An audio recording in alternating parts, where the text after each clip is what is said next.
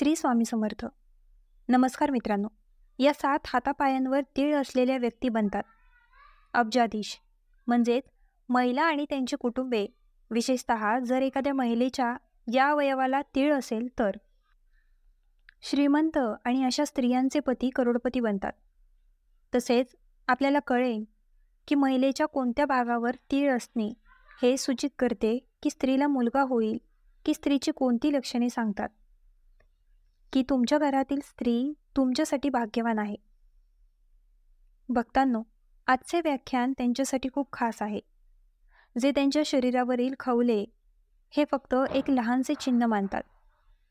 पण खरं तर हे खवले आपल्याला आपले नशीब, निसर्ग आणि जीवनाची दिशा देखील सांगतात. शरीरावरील बुरशी जन्मापासून होतात.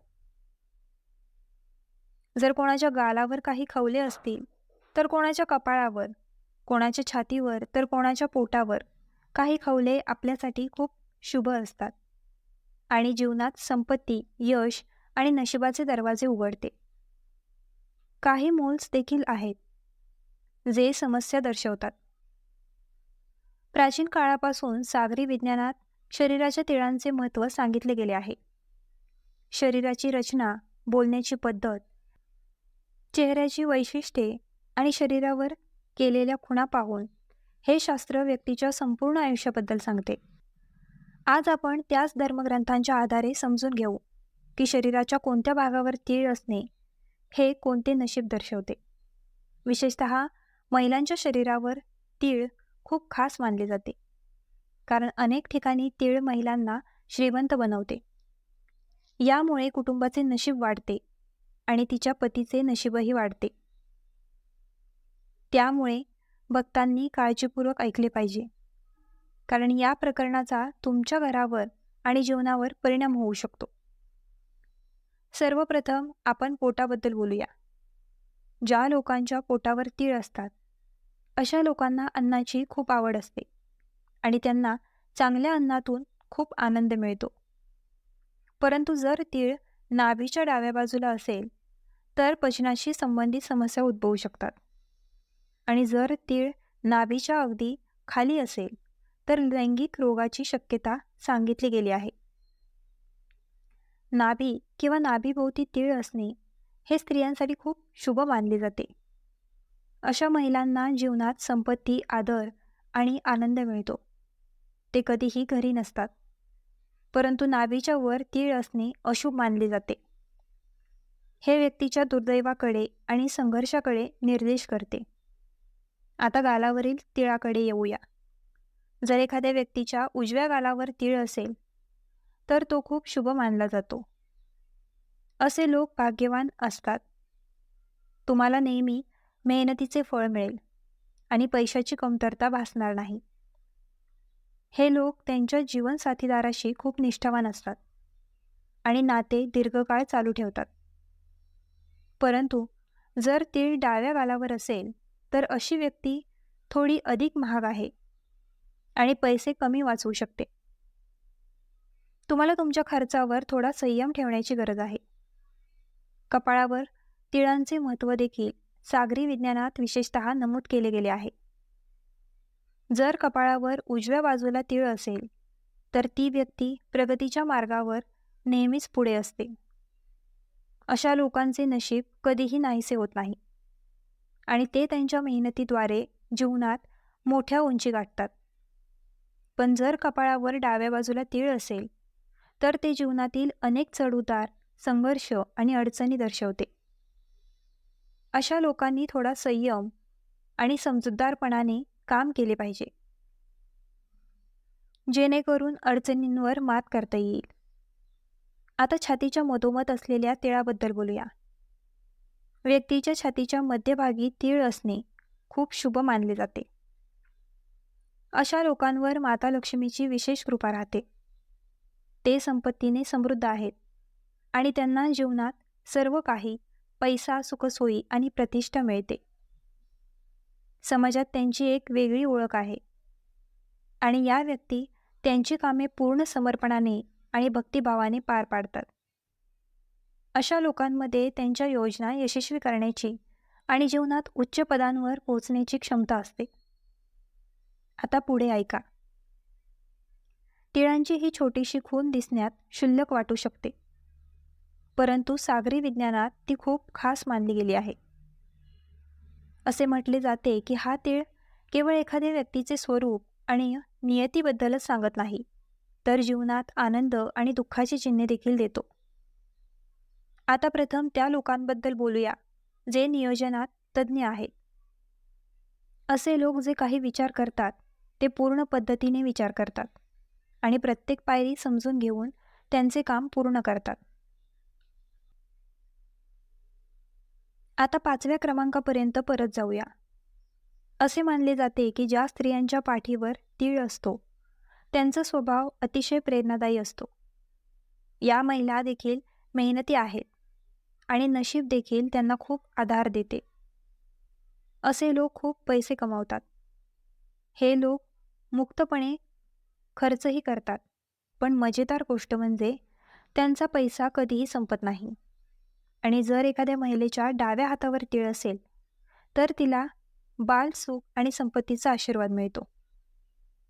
त्याच वेळी उजव्या हातावर तीळ असणे हे एक लक्षण आहे की ती स्त्री भविष्यात खूप श्रीमंत होईल. म्हणजेच तीळ जितका लहान असते तितका त्याचा प्रभाव जास्त असेल.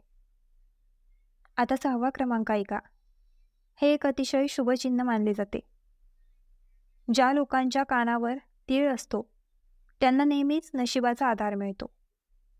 हे लोक शहाणे असतात आणि कठीण काळातही योग्य निर्णय घेण्याची शक्ती त्यांच्यात असते.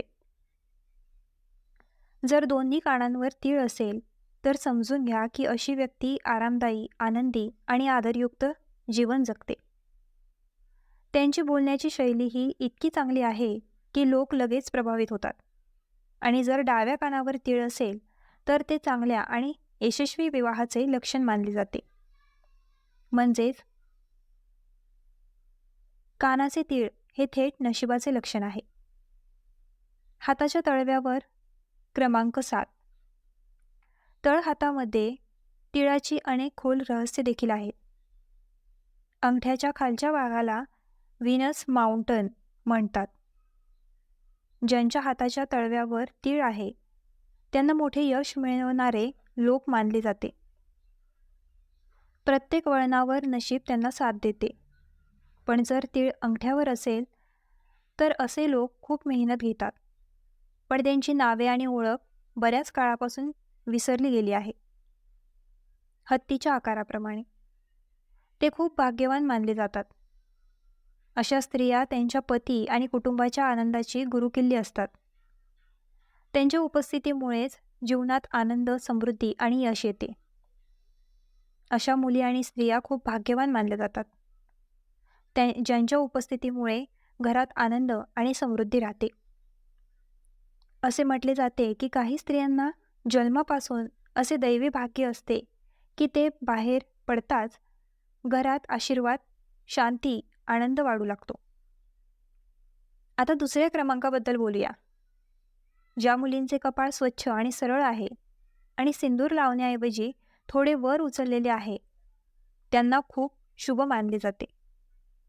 अशा मुली त्यांच्या पतीसाठी नशीब आणतात आणि असे मानले जाते की त्यांच्या आगमनाने पतीचे जीवन सुरक्षित आणि आनंदी राहते. जर एखाद्या मुलीचे केस इमारतीसारखे गडद आणि हलक्या जन्मकुंडलीसारखे कुरळे असतील तर ते खूप शुभ मानले गेले आहे. असे केस केवळ सौंदर्य वाढवत नाहीत तर ते नशिबाचे लक्षण देखील आहे.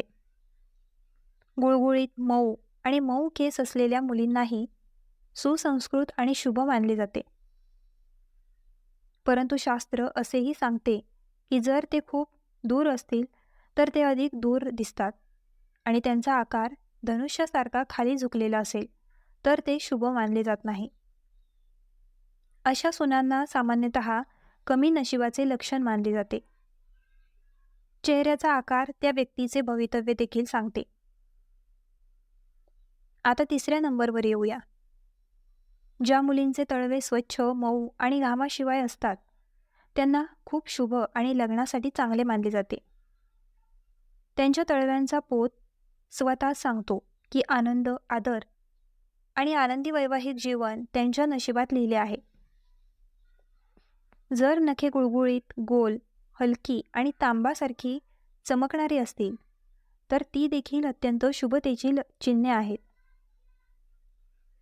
शास्त्रानुसार ज्या स्त्रियांचे केस लांब, जाड आणि रेशमी असतात, त्यांना पद्मिनी म्हणतात.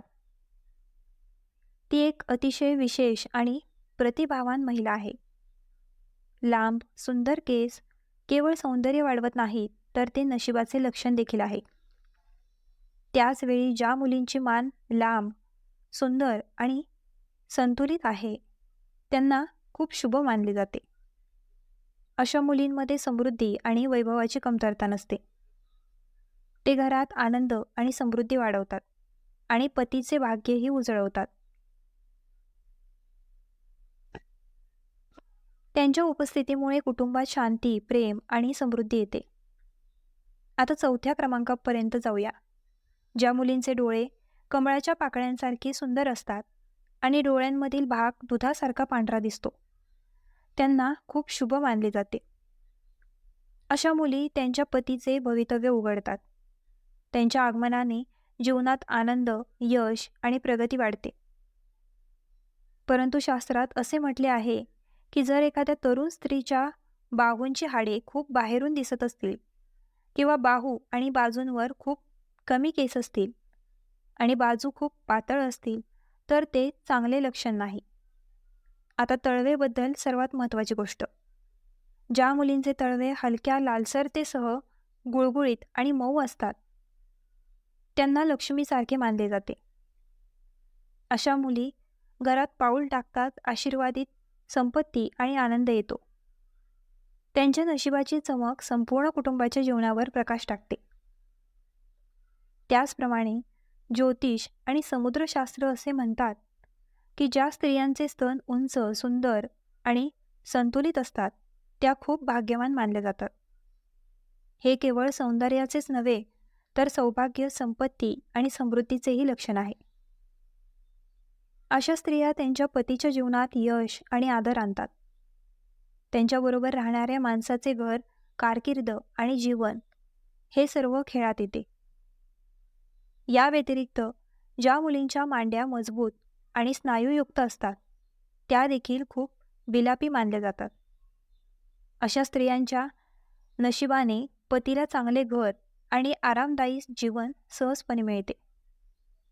त्यांचे व्यक्तिमत्व इतके मजबूत आणि प्रभावशाली आहे की त्यांच्या घरात स्थिरता, शांतता आणि समृद्धी आपोआप वाढते.